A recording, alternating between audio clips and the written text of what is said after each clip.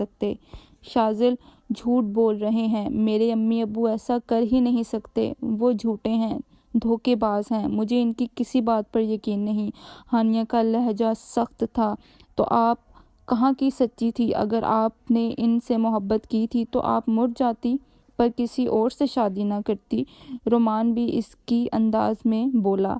ہانیہ نے بے یقینی سے رومان کی طرف دیکھا۔ میں نے شوق سے نہیں کی تھی عماد سے شادی، میری مجبوری تھی۔ ارے واہ، آپ کی مجبوری تھی؟ اور اس کی؟ وہ جو صرف پھپھو کی دی قسم کی وجہ سے واپس چلا گیا۔